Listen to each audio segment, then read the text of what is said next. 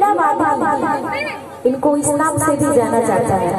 तो सभी लोग मैं चाहूंगी मेरे कहने पे कोई टाइम मत हो जाइएगा। अगर मेरा भजन अच्छा लगेगा और अगर आप सभी को मैया रानी से प्यार है तो उनके लिए मीठी मीठी तालियां बजाएंगे। और कैसे कहना है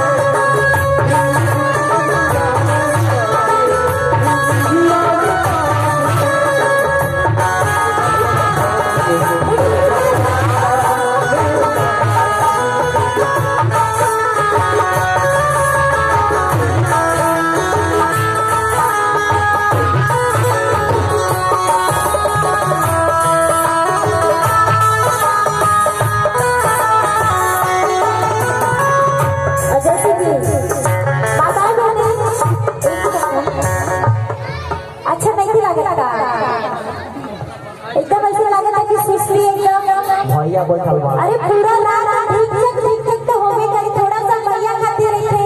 इतना प्यारा पास सरस्वती पूजा बा। कम से कम एकरा खातिर पूरी रात हम आपकी सेवा खातिर आई बन। घबरा मत बबुआ, पूरी रात पूरी नहीं, लेकिन अभी हमरा के लगा था क्योंकि हिंदी समझ में नहीं आवा है ना।